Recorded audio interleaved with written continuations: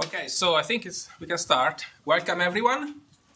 My name is Alberto Giubilini, and I'm here as the academic lead of Medical Humanities here at Torch, which together with the UHERO Oxford Institute is hosting this event, with many thanks to the UHERO Institute for sponsoring it.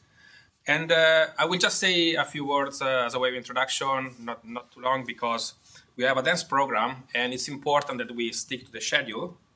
So Medical Humanities is a hub here in Torch, and we organize many events, try to bring together different disciplines in the humanities to talk about issues around health, medicine, and healthcare. And the topic we're going to discuss in this couple of days is particularly suited for this goal, because I realized the last term when I were organizing events within the hub that so many events were about death and dying, but it wasn't planned. There wasn't a program to talking about death and dying. It just so happened that so many people were interested in bringing up issues around death and dying, largely probably because of the discussion in this country around the assisted dying bill. Maybe there is some other cultural dynamic that explains this interest. So when Cesar suggested organizing this event about the euthanasia law as discussed in Mexico and some discussion about the assisted dying bill in this country, I thought this was particularly well suited for the hub, given the current cultural and academic trends in this area. So it's a great pleasure to have this event hosted by the Medical Humanities Hub. I will just, as said, I will not spend much time in introduction. So this is what we do in the hub. I said it. The other important thing I need to do is some brief housekeeping. First of all, I need to thank Julia and Christina at Torch because they've been so helpful in setting this up at the last minute. So Torch is always the greatest support that you can get in this university, so thank you very much. Some important issue is that we are recording this event. So the plan is to put the talks online if the speakers are happy with that. We are not put the Q&A, the discussion online, but I think for practical reasons, we might end up recording some of the Q&A as well. So that will be cancelled, will be deleted after the event. I hope everyone is comfortable with that. If not, please let us know. But none of you will end up online. Don't worry about that. But most of the talks will be. Also, for that reason, I would ask you kindly to leave any question, any comment for after the talk, so at the end of each talk, not to interrupt the speakers, although sometimes that's a good thing to do in conferences, but for practical reasons, that will be better. The other important thing is that because the recording is programmed according to the program of the event, it's very, very important. I also speak to the speakers here and to Cesar that we stick onto the schedule because at the end of each talk, the recording will be cut off at the end of some talk. So that's the other important thing. I suppose I'm supposed to say something about the bathrooms that are located somewhere here in the hall, so that the men's bathroom is on the right and the women's bathroom is on the left. And that's it. There is a thing about fire exit, which is very intuitive. Obviously, if there is a fire, you will hear. If there's a fire, just don't stay in the fire. Do just the door. Run. Yes, you can figure out how to get out. Okay, so that's all I had to say, really. So I hand it over to Cesar to introduce the rest of the program and the speakers. Over to you, Cesar. Yeah, thank you. Thank you, Alberto. So good morning to everyone. I think there's someone there. Yeah. So welcome to the workshop, What, If Anything, Makes a Good Euthanasia Law. My name is Cesar Palacios Gonzalez. I'm Director of Education at the Oxford UHERO Institute and a research fellow at Walton College. And then, as Alberto said, Alberto and I have organized this event. And I'll say quickly some stuff. So I always tell my students to avoid ponderous introductions. So what follows is a non-ponderous introduction. So we want to thank the Public Philosophy Fund at the UHERO Institute for sponsoring this event.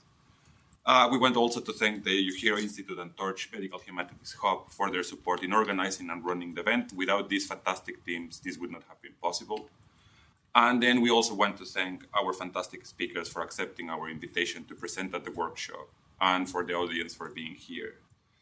So as Alberto was saying, please note that the event is being recorded and then the Q&A will not be put online, but actually we need to record it just for editing. Like it's easier just in terms of procedure.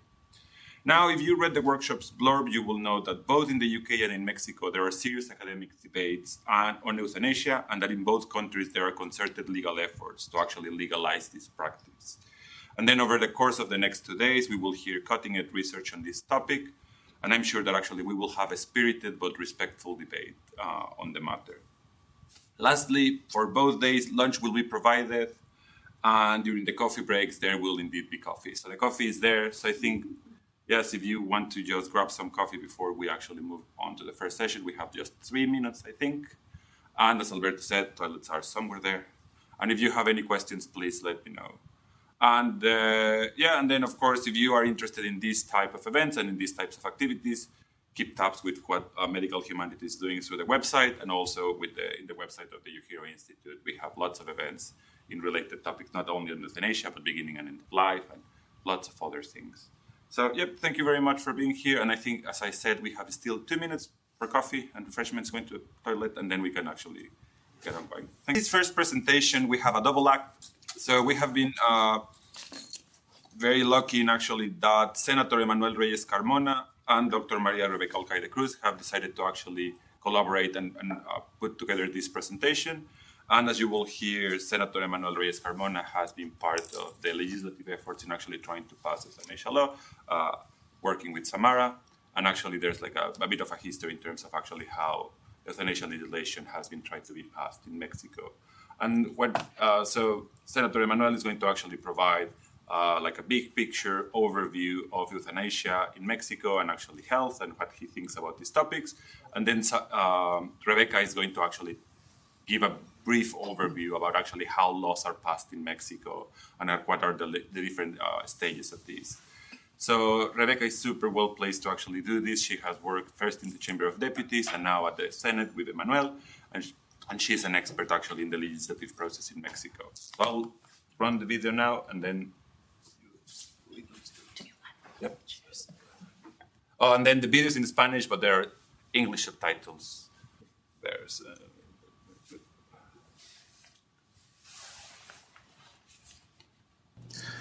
Muy buenas tardes, les saluda su amigo Emmanuel Reyes Carmona, senador de la República de México, presidente de la Comisión de Economía y también integrante de la Comisión de Salud.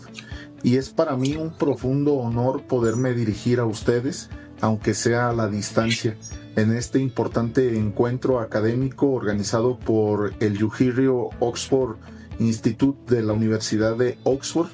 Permítanme comenzar ofreciendo una disculpa por no poder acompañarles de manera presencial, pues en estos momentos me encuentro atendiendo compromisos legislativos ineludibles en el Senado de la República, responsabilidades propias de la función parlamentaria que me han impedido viajar en esta ocasión. Sin embargo, agradezco profundamente la oportunidad de participar de manera virtual en este diálogo que considero de enorme relevancia. Agradezco de manera muy especial al doctor César Palacios González, director de Educación del Euthanasia Oxford Institute de la Universidad de Oxford, Senior Research Fellow en Practical Ethics del propio instituto y Research Fellow en Wolfson College, por su generosa invitación y por la organización de este espacio de reflexión académica. Su trabajo ha contribuido de manera significativa a fortalecer el diálogo entre la bioética, la filosofía y el derecho, permitiendo que discusiones complejas como la que hoy nos convoca, la regulación de la eutanasia y el derecho a decidir al final de la vida, puedan abordarse desde una perspectiva rigurosa, plural y profundamente humana. Espacios como este demuestran que los grandes debates contemporáneos requieren del diálogo entre disciplinas y entre distintas tradiciones jurídicas. El tema que hoy nos convoca es uno de los debates más complejos y sensibles de nuestro tiempo, el derecho a decidir en el final de la vida. Hablar de este derecho implica necesariamente hablar de un concepto fundamental para las democracias constitucionales contemporáneas, la dignidad humana. En el caso de México, este principio encuentra su fundamento en el artículo 1 de la Constitución Política de los Estados Unidos Mexicanos, que establece que todas las personas gozarán de los derechos humanos reconocidos en la Constitución y en los tratados internacionales de los que el Estado mexicano es parte. Este artículo no es únicamente una disposición jurídica, es también el fundamento axiológico de nuestro orden constitucional. Cuando hablamos de una base axiológica, hablamos del conjunto de valores que orientan el sistema jurídico de un Estado democrático de derecho. Entre esos valores se encuentran la dignidad humana, la libertad individual, la autonomía personal, la igualdad y el libre desarrollo de la personalidad. Estos principios nos recuerdan que el derecho existe para proteger a las personas en todas las etapas de su vida. Y cuando decimos todas las etapas, hablamos también del momento final de la existencia. Por ello, el debate sobre la eutanasia y la muerte digna no debe entenderse como una discusión sobre la muerte, debe entenderse como una discusión sobre la dignidad de la vida y hasta su último momento. Este debate no es nuevo en México. Desde la 65ª legislatura, cuando tuve el honor de presidir la Comisión de Salud en la Cámara de Diputados, comenzamos a impulsar un diálogo plural y multidisciplinario sobre este tema. En 2022, junto con el Programa Universitario de Bioética de la Universidad Nacional Autónoma de México, la UNAM, encabezado entonces por la doctora Paulina Rivero Weber, organizamos la Semana de la Eutanasia, un ejercicio académico y legislativo que buscó generar un espacio de escucha y de reflexión. Durante aquella semana participaron especialistas en distintas áreas del conocimiento, medicina, derecho, filosofía, bioética y ciencias sociales. El objetivo fue claro: comprender cómo debía construirse un marco normativo serio, responsable y respetuoso de los derechos humanos para abordar el derecho a decidir en el final de la vida. Porque cuando una persona enfrenta enfermedad terminal, incurable o irreversible, el problema ya no es únicamente médico, es también ético, jurídico, social y profundamente humano. El progreso científico ha permitido que la medicina prolongue la vida de las personas de manera significativa. Hoy vivimos más años que en generaciones anteriores. Sin embargo, ese avance también ha traído consigo nuevos desafíos. El envejecimiento poblacional y el incremento de enfermedades crónicas degenerativas han provocado que cada vez más personas enfrenten procesos de enfermedad prolongados, dolorosos e irreversibles. En estos casos, la medicina muchas veces ya no puede ofrecer una cura. Lo único que puede ofrecer es acompañamiento y alivio del sufrimiento. A esto se le conoce como cuidados paliativos, cuyo objetivo es mejorar la calidad de vida de los pacientes que enfrentan enfermedades potencialmente mortales mediante el tratamiento del dolor y el acompañamiento físico, psicológico y social. Sin embargo, en México, el acceso a estos servicios sigue siendo profundamente limitado. Se estima que alrededor de 600,000 personas requieren cuidados paliativos cada año, pero apenas un pequeño porcentaje logra acceder a ellos. Esa realidad nos obliga a formular una pregunta ética fundamental. ¿Qué ocurre cuando una persona enfrenta una enfermedad incurable que le impide vivir con dignidad? ¿Debe el Estado obligarla a prolongar su sufrimiento? ¿O debe reconocer su derecho a decidir?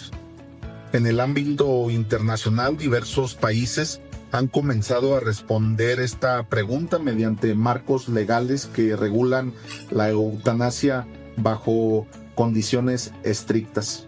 Países Bajos, Bélgica, Colombia, Canadá y España han desarrollado legislaciones que buscan equilibrar dos principios fundamentales: la protección de la vida y el respeto a la autonomía personal.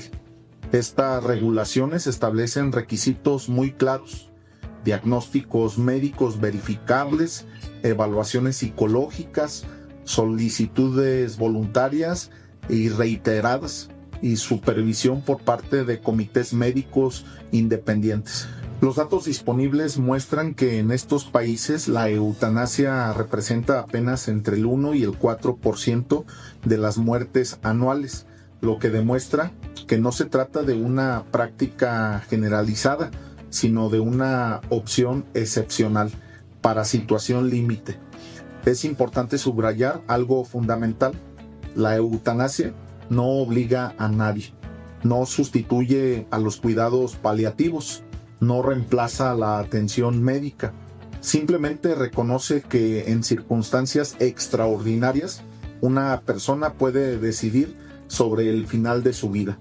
En México, diversas iniciativas legislativas han buscado abrir este debate.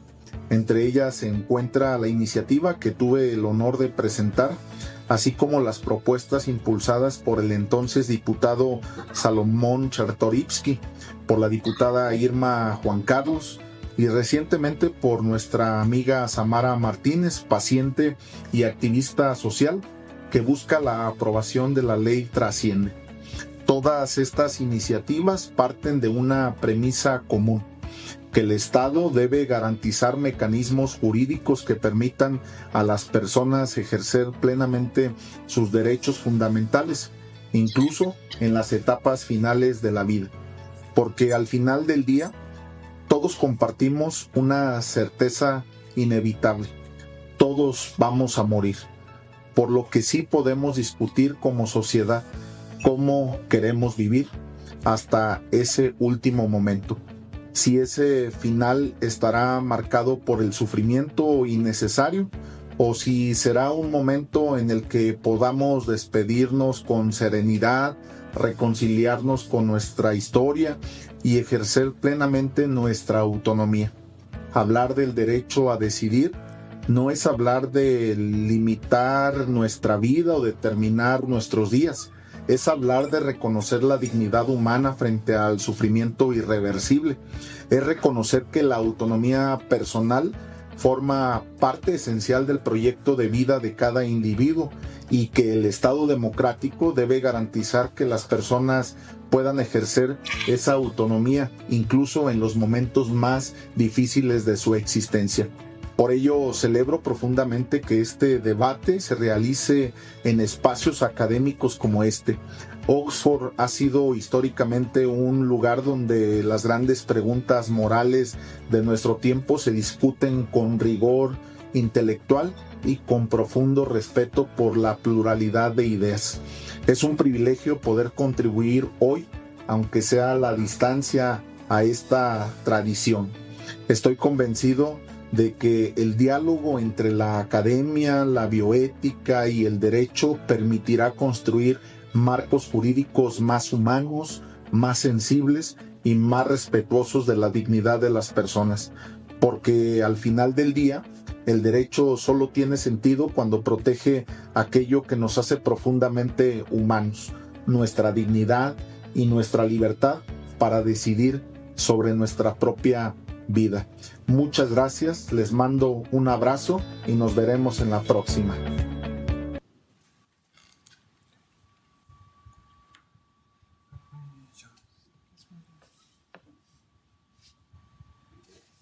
Imagine being able to build an app with your name on it. That one? Imagine. Yeah. Rebeca, ya está tu deck. Okay. Thank you. So, thank you, Cesar. Good morning, ladies and gentlemen. First, I am employed by the Senate Legal Advisor in Mexico. My presentation is an overview about the legal system. Thanks for being here. So, please, can you pass the next slide? Yep. Thank you. So you probably already know the sources of the standard will only mention them because they are invariable. Okay, so we know to record the sources of legal norms, formal sources, real material sources, and historical sources. Okay, next, please. So the most important in this part is the legal system, the legal norm, institution, okay, ideology, shared history, culture, like symbols, identity, a tradition, values, the most important, the moral principles, and legal legitimacy, and obviously that is the legislative process, social legitimacy, and effectiveness. So, next, please. Yep. Well, in this part is the Congress of the Union of Mexico is composed to the Senate chamber and the Chamber of Deputies. And obviously, the way the which norm must be produced. It is often said that the legal system regulates its own normative production, and alongside behavioral norms, there are the structural norms. These structural norms can also be considered norms for legal productions. That is, norms that regulate procedures of legal regulation. In other words, they do not regulate behavior directly, but rather they way in which behavior is regulated. More precisely, the behavior they regulate is the production of the rules. So please, Cesar, can you pass the next slide? Thank you. So the legislative process in Mexico is of federal laws are grounded in Articles 71 and 72 of the political constitution of the United Mexican States. In this regard, 6 stages can be identified through which any bill must pass in order to create, amend, repeal, or abrogate a law applicable throughout the Mexican territory. So the next, please. Well, in this regard, the bill initiative. This consists of one of the authorities or persons indicate Article 71 of the Constitution of Mexico, submitting of the General Congress proposal to amend a federal law. Next, please. Okay, so discussion of the bill. The discussion of the bill consists in the General Congress, that the General Congress has a bicameral legislative system composed of 2 chambers. The Chamber of Deputies is composed of 500 members, and the Senate chamber is composed to 128 members. The chamber where the bill is first discussed is called the Chamber of Origin, and the other chamber is known as Review Chamber. It's the bicameral system. Okay, so next, approval of bill. If 2/3 of the members of the Chamber of Origin approve the bill, either as submitted or modification, it is sent to reviewing chamber. If the reviewing chamber makes observations, it returns the bill to the Chamber of the Origin for the consideration. If there are no further observations, the bill is considered approved by both chambers, and it's sent to the President of the Republic for the corresponding 2 producers. Next, please. Sanction and promulgation. Well, once the bill is submitted to the head of the federal executive branch, the President has authority to review it and make observations. That's it. Veto power. Stop a law. If observations are met, the bill is returned to the Chamber of Origin for further discussion, and subsequently, then again to the reviewing chamber. If the president has no further observations, the process continues. Next. Once the president, the publication. Once the president promulgates the legislative decree and bears signatures of the representatives of both chambers, its publication, the official Gazette of the Federation, is ordered. This publication informs the population of the creation, amend, repeal, or abrogation of a law. So next, please. Entry into force. In addition to the amend or newly create the publication specifies the date and conditions under which the legislative decree will enter into force, and there is when, under what circumstances it will be to be applied. So, next, please. Okay, this is the representative, the chamber of origin or a house of introduction, and the reviewing chamber or second chamber. Both could be chamber of origin. And the next, please. Okay. This is the last slide, and the current status of a bill in the Senate. Well, in this regard, we have 4 stages. The first is the registration of the bill. Next is the referral to committee and deliberative forum and discussion. So, in this part, the ley Trasciende, in this moment, it was registration. Now, in this moment, it's a referral to committee for study. But Samara going to speak or start the exposition about this part of the ley Trasciende. So, for thanks. So, Speaker is Professor Samara Martínez. She joins us all the way from Mexico. And then, yeah, Samara was super kind to actually come and talk to our MST students in practical ethics about actually her movement and actually how she has been trying to push legislation forward. And yeah, so she's both a scholar, an activist. She's the head of a very, very big social movement in Mexico. And as you heard from Emmanuel, she's the person that actually wrote the latest bill that actually is going through Congress in terms of actually trying to legislate assisted dying in Mexico. So thank you very much, Samara, for traveling all the way here. And yeah. Thank you. Well, it is my pleasure to be here with you. Thank you all. My name is Samara. You can call me Sam. And yes, I'm from Mexico. I'm a professor. I'm an activist. But my most important role here is that I'm a patient. I'm a terminal patient with a lot of disease. I have kidney failure.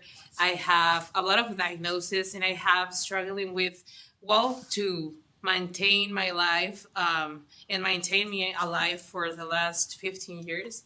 Almost half of my life I've been struggling with medical situations that also have me this opportunity to fight for the rights in my country, to change the situation of the euthanasia in Mexico.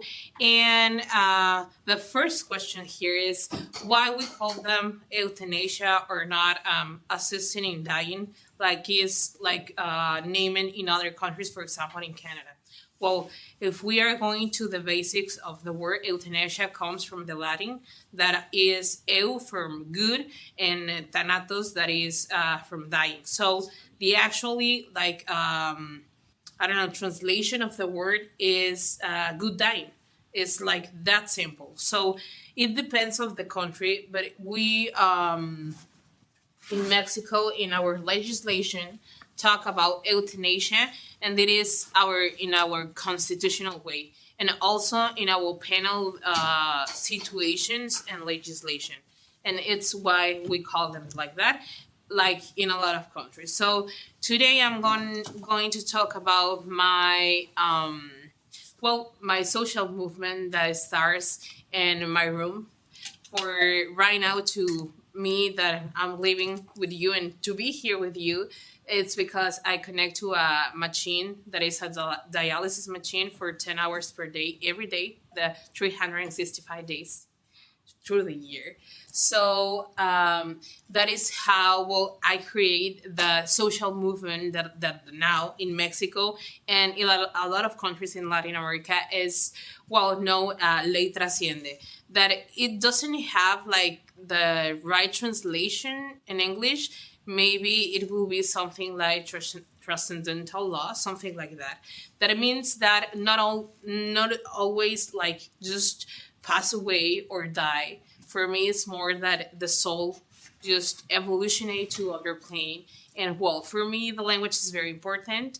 And for me to initiate something that bigger than right now, it's on the Congress and the Senator and the different chambers in my country.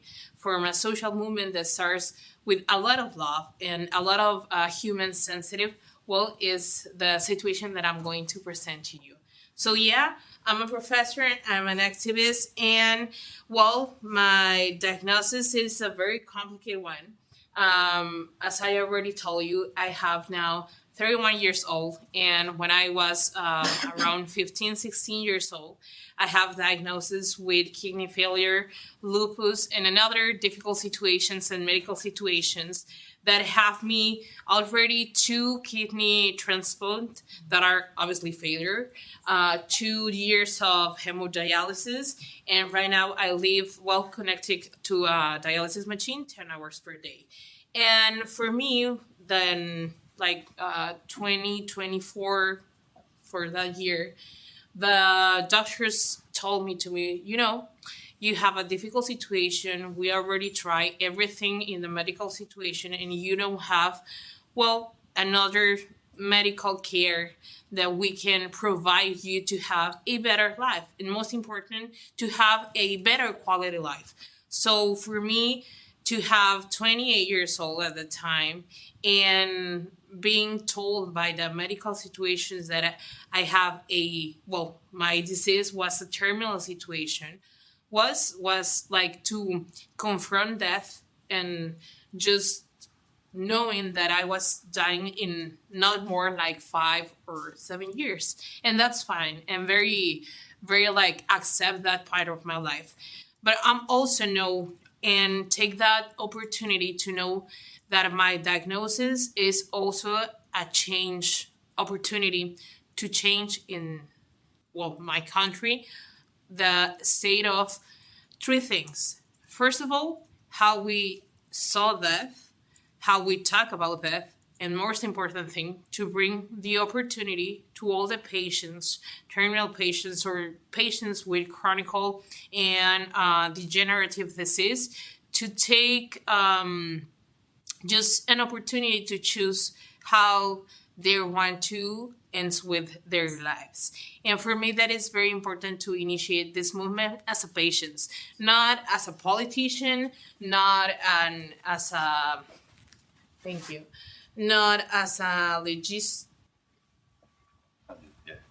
Okay, thank you. Not as a power women with the possibilities to work in the different chambers and stuff.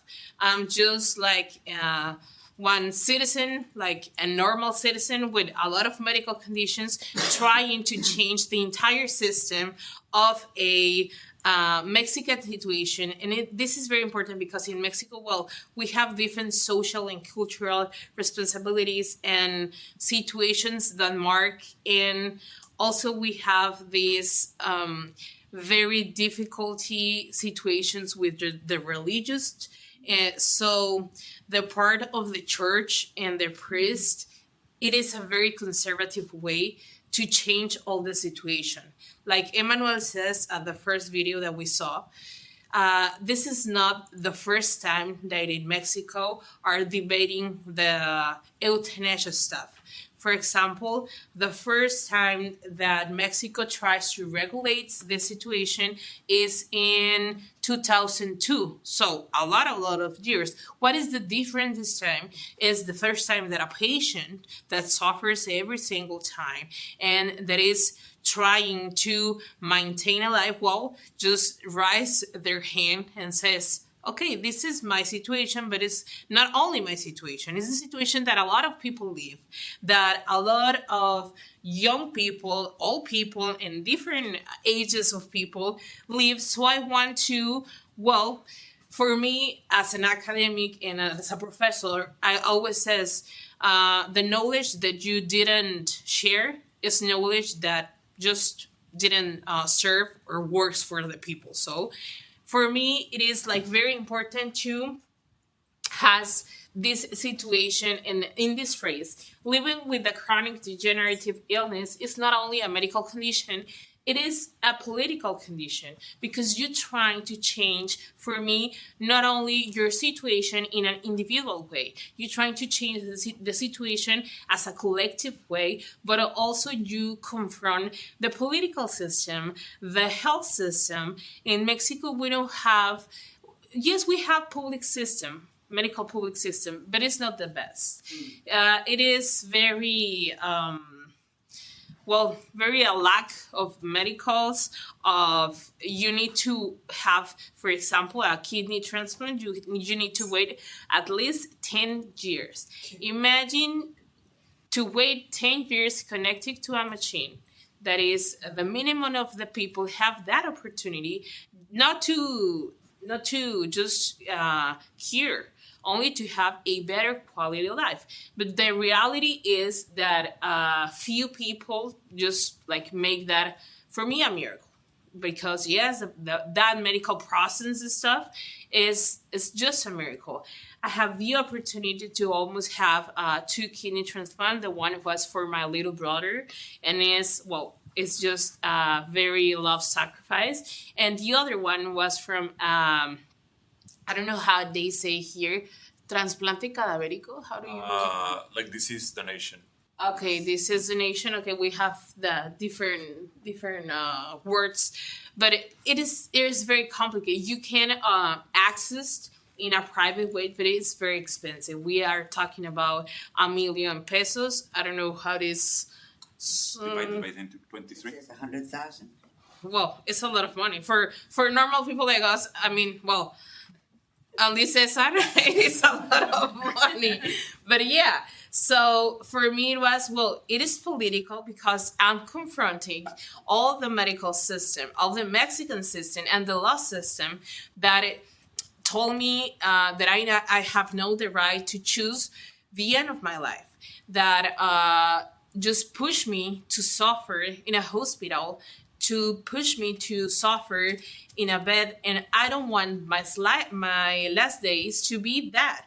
I want my last day just to celebrate with my family and eat stuff that I never ate because, it hurt my stomach stuff.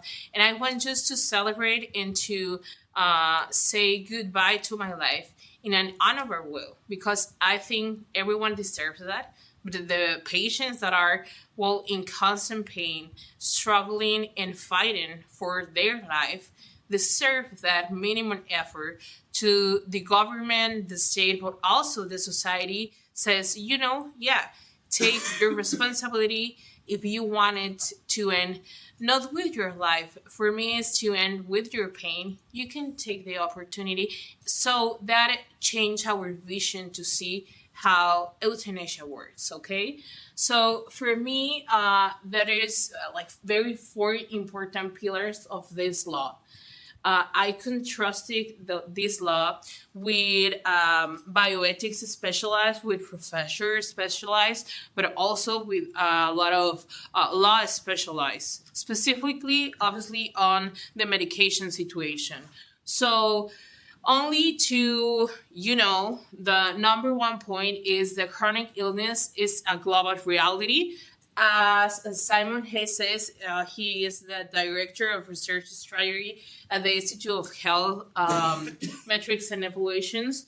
There are the biggest situation of lying right now in the entire global system. So a lot of people, or the majority of the people, die because of an illness situation, okay? Sometimes, or the majority of the times, they die, in what is chronic disease situations or chronic disease illness. Yeah. So this chronic disease illness can be, I don't know, since diabetes or hypertension or different, like more difficult situations, medical situations like chronic disease, kidney failure, and stuff like that.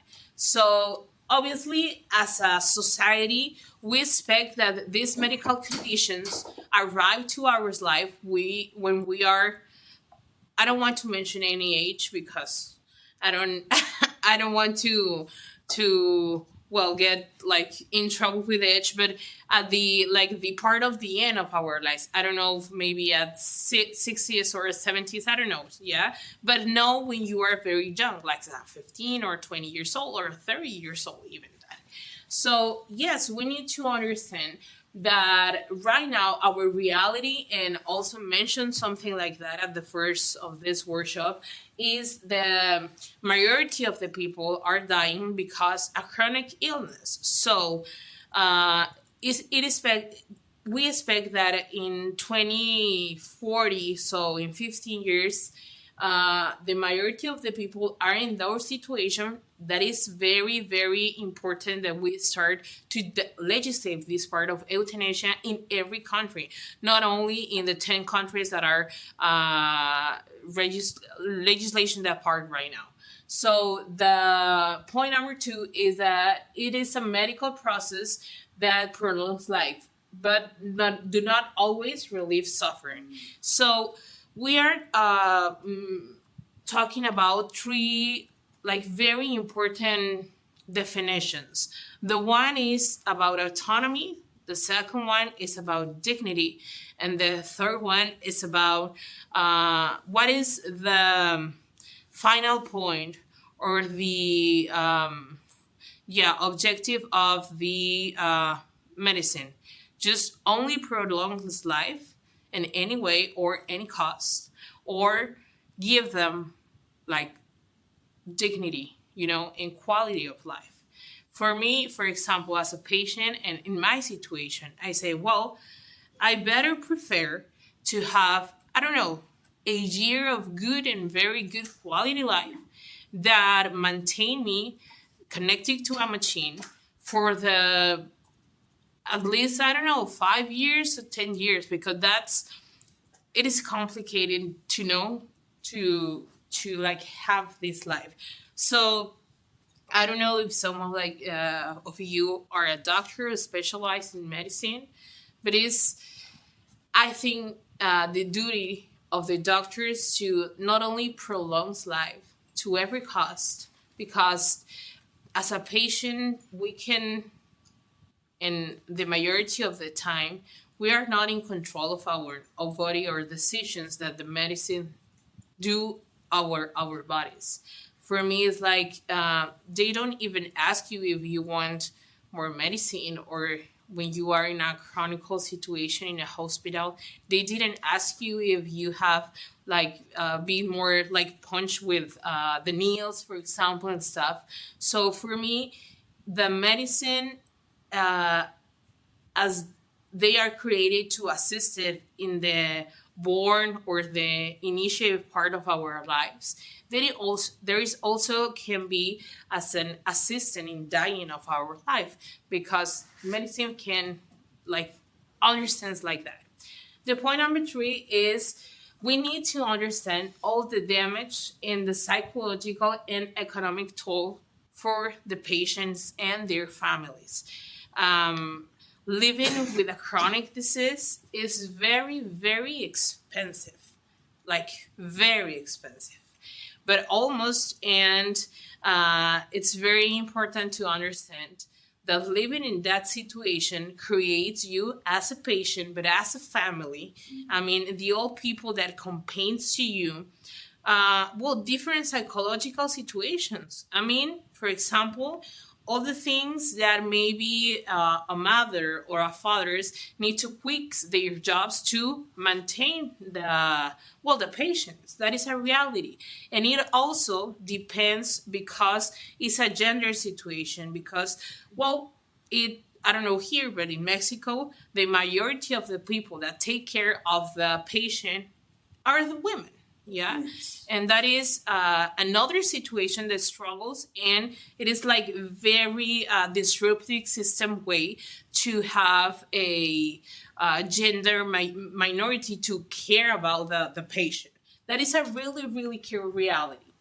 Also, and for the last one, the moral fatigue of the survival for the patient, I don't know if anyone of you can or have any medical situation, I hope no, but it is very, difficult to fight through your own body because through your own body is you are fighting, and is your own field of battle, something like that, and you need to prove into social in way somehow that you are a warrior and you are a survival and you are these constant situations and phrases that we are used to heard when you are in a situation like that, and it's very complicated, but that is also this, I don't know, maybe a social system that we are creating as a society that is complicated and put us as patients in a difficult situation.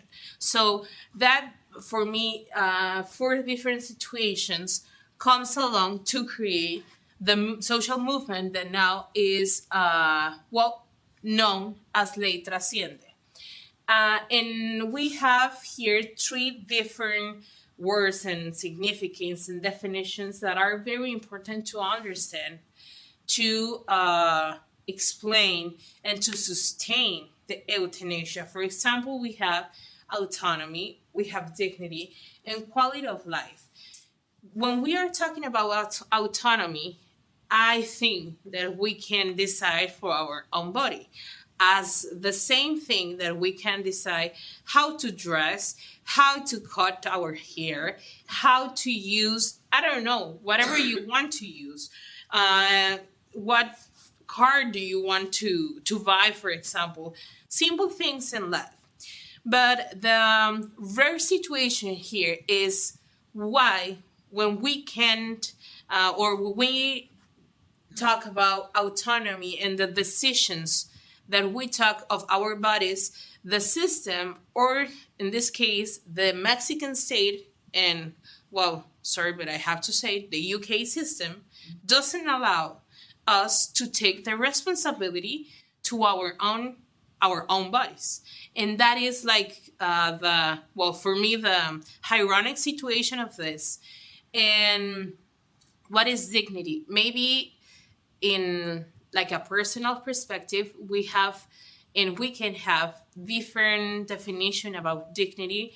Maybe something that is dignified my body isn't for you, and that's right. But I think that if I ask you the question in general, all the similar questions or answers for that, it could be, to respect, protect, and take my own decisions of our body. And if we just involve suffering and living with pain every single day, that will be, why can I not access to that, to that, for me, to that right? Because it is a human right. Some people manage right now that talking about euthanasia or legalizing that, it's about emerging human right. And yes, we can start thinking like that. But we, as a society, have the responsibility to fight with it. Because it is not the same to legislate from the privilege you have health to the not privilege on different medical situations. And for you, what is to have a life with quality?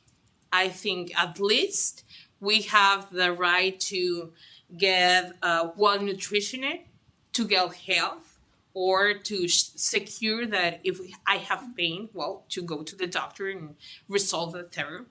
For example, to have a good quality house, I don't know, to have education, to have these different things. But more important, to have the liberty to have our own proper decisions.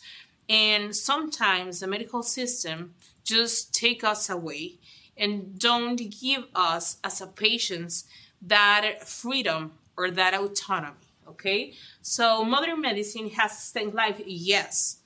We have now here, but in Mexico, the expectation of life is about 75, 78 to the age. Maybe here is something the same or a little bit longer. But what happened with that prolonged life did not guarantee dignity of life. For me, it's more important to live a little bit shorter than to live a lot of lives with no quality of life or with pain. That is like, I don't know, just think about that situation. So what is Ley Trasciende and how it becomes to social movement? If you search something on Google, on internet, you maybe saw something of this social movement.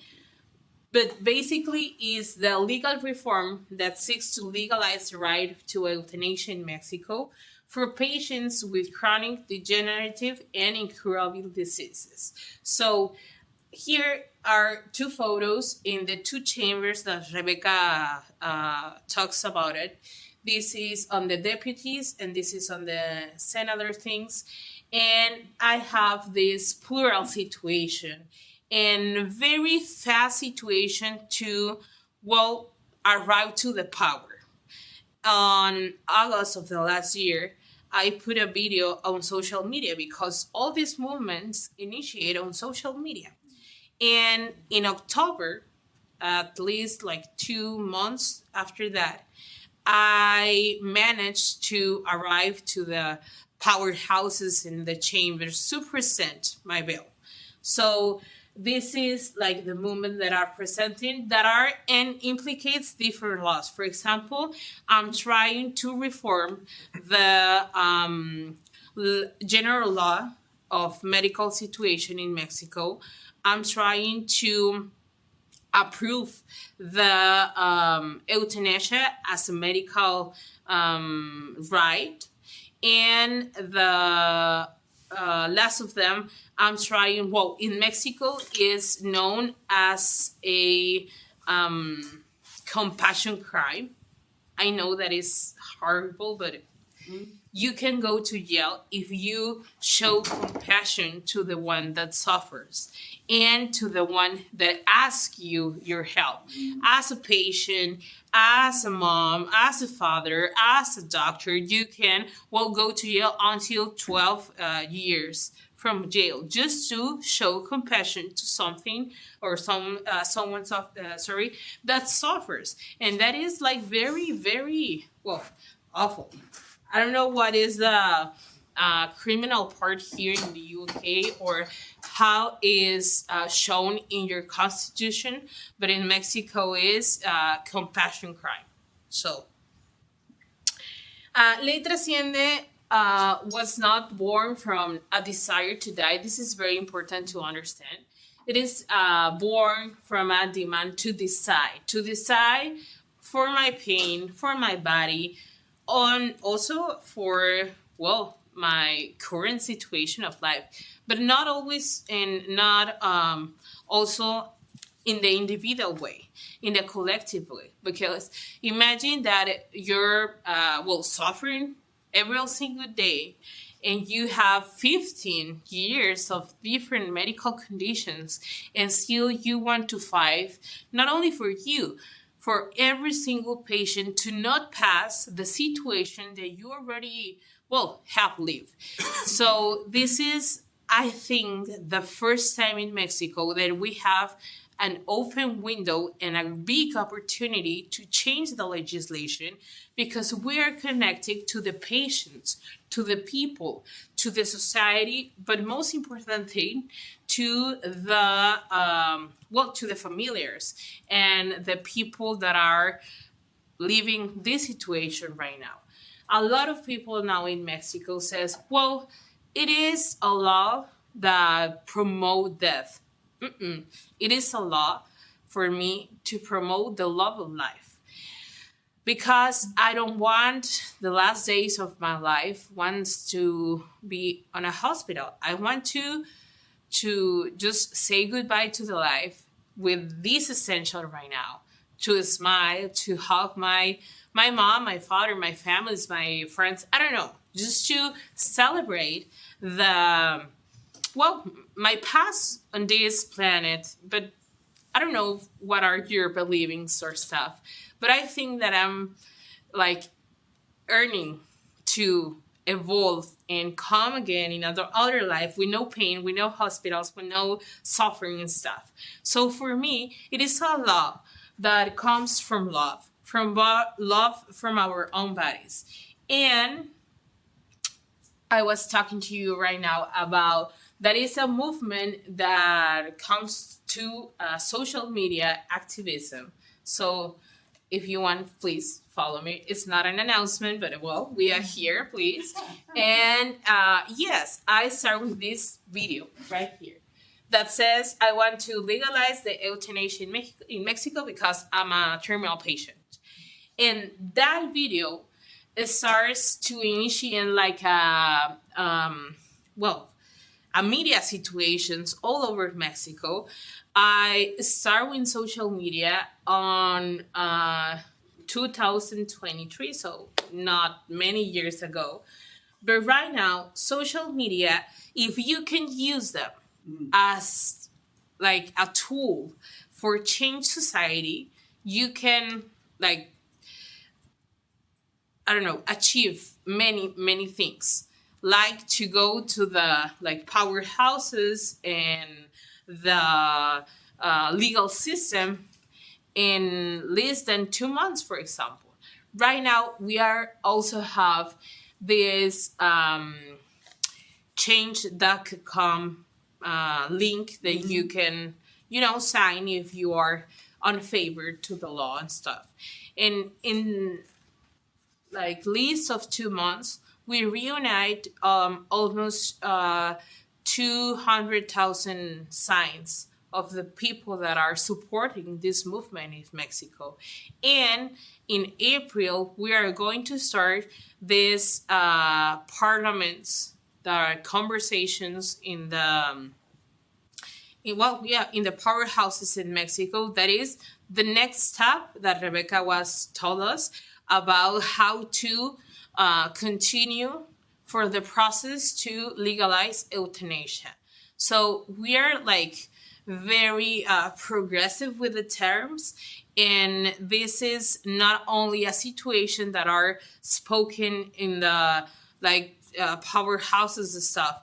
This is a situation that starts talking a huge conversation, and we also have studies about it. Before we pass this graphic situation, I want just to take very specific on these 4 points. First of all, talk about euthanasia. It is a human rights conversation. It is not about religion situation. It is not about cultural situation or that situation. It is about human rights. It is about medical safeguards also, because, obviously we need to protect the medical that support these conditions. That's why we are trying to change, this criminal compassion stuff that I was talking about. And it is very important too. The medical assistance has every situation and every tools just to know that they are safe to helping and others to transcend in a good quality. This law, it is about regulate ethical frameworks. Of course, we are talking about ethical and, to have very good filters to see, well, who is able to apply for the euthanasia situation. A lot of comments are, well, if I have depression, I can apply. Well, no, not for this moment. Kids, for example, are not allowed for the first step that we are going to take. Why? Because, talk about kids, it's complicated. When talk about parents and tutors, and to open all this difficult situation, we are right now seek for the not the easiest way, but yes, the more secure pace that we are going to have this legislation. And also, it is about transparency and legal clarity. So we'll now trying to solve all these gaps, I could say, as the legal gaps that exist in our constitution, with specialists on bioethical, in medical situation, in law situation, in how can I say jurisprudencia? Jurisprudence, okay, situation, and to almost have legal clarity and don't have this, just that is not very clear, and maybe they can take out of our hands. That is not a situation, obviously, that we want, okay? So this is a very important phrase. This is not about normalizing death, of course. It is about regulating suffering, okay? Because, at the end of all, the only person that is in real suffering, in that it suffers every single time and knows how much pain and how much pressure they have on their lives, is the patient. And maybe the people that are around the patient and around, the illness situation, know something and always suffer. I think that I always say it's my parents, my mom, my dad suffer every time that they saw me in a difficult medical situation. But at the end of the time, it's my life. It's my difficulty to be alive and stay alive every single night. So this is a phrase that I think that comes around different situations. So here we have the different resistance that we have today in Mexico. And I think that in a lot of different countries that present resistance. First of all, we need to understand the cultural resistance in Mexico. I don't know if any one of you knows something about the religious system in Mexico and the cultural system in Mexico. We are global known as the Dia de Muertos, of the Day of the Dead, that celebrates death, but it's one day. Because when you are in a difficult situation, you raise your hand and says, I'm dying, but that doesn't mean that I don't want to live. I have so much love for my life that I want to just say goodbye in a good way. So for me, the first resistance that we live to right now in Mexico is a cultural resistance about the way we think as from the death in Mexico. And I think that in a lot of countries, for example, I can ask you, how many times have you talked with your family about your wishes when you die? Yeah, because it is a situation, that are the only thing that is secure in our lives, okay? So that is the first resistance, but it's changing with the pass of the months. The second resistance is about the religious implications. In Mexico, we have separated the legal situation and the religious situation. We are talking about laicism. But in reality, it's complicated because the church and stuff have so much pressure on the political decisions and the social decisions. That is not right, obviously, but it is the reality. And it is a part maybe that we are trying to change, but it's very complicated. The third one is the political hesitation because, well, a lot of politicians says maybe if I show that I'm in favor of this ley Trasciende law and stuff, maybe I lose some votes for the next voting situation in Mexico because, yes, again, we have separate parts of the religious and the legal, but it is also a little ironic because right now the main political group, it's very, very a religious one. So it is complicated and not very ethical, but it is a reality. And the fourth one is that exists a lot of misconceptions about it. For example, if I do the euthanasia, maybe I suffer because it causes pain. Well, no, it is approval that is not a painful situation. Another one is what happened with my family. My family took the main decision for me. No, we have a lot of misconception of what euthanasia is. For example, another misconception if I have a diagnosis, that means that at the next day I need to go to do the euthanasia. It's not like that. It's something like if you get married, that doesn't imply that the next year or the next month you are going to get divorced. No. It's just only right that everyone's have to need as an option. Another option. Also, I need to be very clear with this. Euthanasia is not like replying medical situations or medical conditions as a palliative care. It is another option. Maybe, I don't know, someone says, well, I do not want to go for a 10-round chemo, and that's fine. But maybe some people says, well, I want to try the 10-round chemo, and that's very fine. At the end of it all, that is a very individual situation, but it exists many, many misconceptions. Something very similar to the abortions thing, that, well, if I get pregnant, I'm going to be obligated to, no, that is not the situation, but a lot of people think about that. So here I have a very, I think, like important phrase that we are going to start to see all the statistic situation about this social media movement. The greatest resistance does not come from law. It comes from fear. From fear to, well, go ahead of this step, this human development step.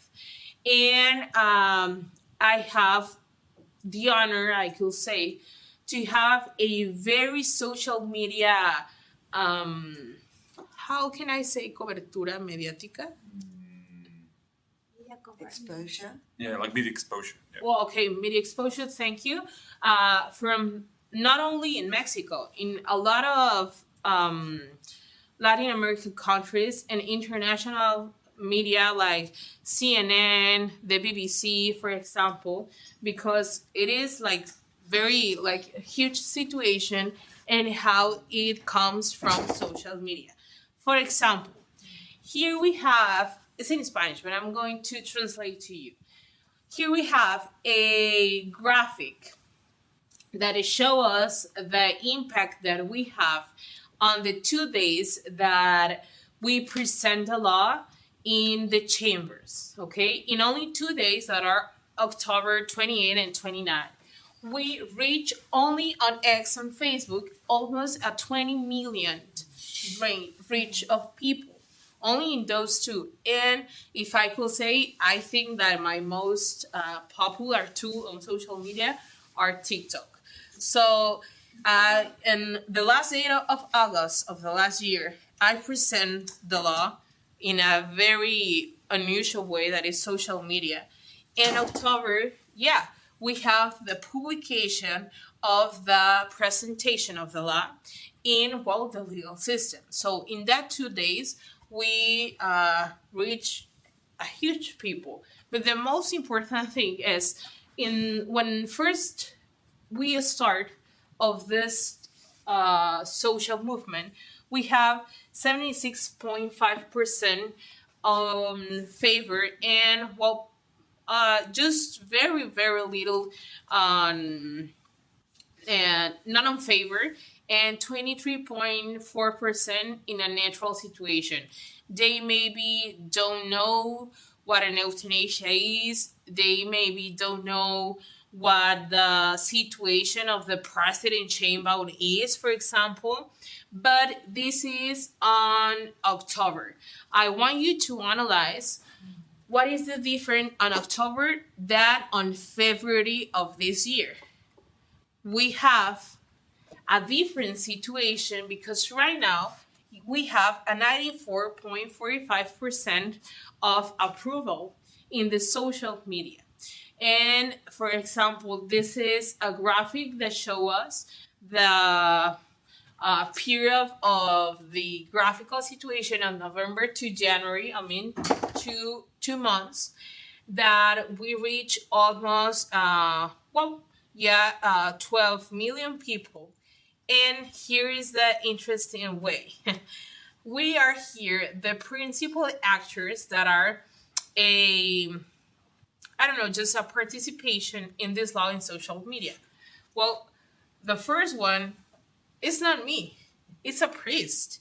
Imagine that situation. For me, it's like very ironic because, how is a priest have more rich than me that I'm sorry to say, but like the creator, but that is the political and system and social and cultural situation that I was talking about. We also have the most important university in Mexico, that is UNAM, my lawyer, some influencers, DPT, and we have a collective group that calls Muerte Digna Ya. The translation will be dignity in dying, in the UK, dying, like right now, something like that, and some journalists, for example. And we have the different social things that are like tweeting or Facebook, and a lot of people will use some hashtag that is Ley Trasciende, Muerte Digna Ya, that are posting our different situations, but we have reached 20% more of the October that we start the movement. So that is very important advance that we have only 2 months, for example. Another tool or movement that we initiate is on the subways, for example. We have these informal situations on the streets, on subway. They say subway, or where is the here? Yeah, that's the subway. Yeah, but it's not called the tube. Okay, that is, the tube. We have designed these different informative things that talk about the euthanasia, for example, in announcement and publicity, not from an invasive thing, just from, really informative. For example, we have a global situation about, the euthanasia in the world. We have Canada, US, Mexico. We have UK, for example, Spain, Argentina. There are some advances of the law, for example. We also have, different stories. We have Rebeca, you have here. That is the Dr. Asuncion, that is one of the biggest specialized in bioethics in this specific topic in Mexico, for example. And we also have some interactive mirror in the exposition that is a huge mirror that you part in front of him and says, we are going to die. And you saw that, and you saw all the exposure in public spaces, and that is very, very important, because in Mexico, in those, subways, it reached around 400,000 people per day. So it's a lot of movement of people. So we are talking about, be awareness and consciousness, not only from the power to have power, obviously, in the chambers or in the Senate or on the deputies, from involve people and involve society. For me, and I very, very aware of this, if ley trasciende, when ley trasciende comes to be a reality in Mexico, I believe that we are going to win this from the social movement, not from the politicians, not from the legislator, from the social movement that we are creating. Because as many revolutions and as many social changes that we are living through around the world, they win because the social movement. And it is like the spinal thing and the most important thing that we are creating with Ley Trasciende. So the last phrase that I want to show with you, and that is very important. It is better to have the right and not need it than know that to need it and don't have it. Yes. At least, this is how I was saying to you, this is not going to obligate to anyone. Yeah. This is a photo that we took at the day that we, reached the chamber with a lot of people, with a lot of citizens, normal citizens or patients. And this is the phrase that I think that involves all this fight, because I'm fighting not only for me and my right, I'm fighting for the right of everyone, even for the right of the people that right now are against the law. But they don't know even if the future, unfortunately, they got a disease or they got illness, and after many years of fighting, they say, I'm very tired, so I think that is my moment to transcend, to go and to just rest. So I always close this presentation with a question that is, if you have the privilege to have health and you are okay in a health situation, what do you need to change the world? For me, in my situation has been, I can change because I have the determination, but I think that you all have health. So I don't know what you are your majors or studies or professions, but secure that in your professions, in your fields, always make a change, because that is the way that we advance as a society. And no matter what the situation are you passing through, you can make a small change or a big change. But the important thing is just to make a change. Thank you so much.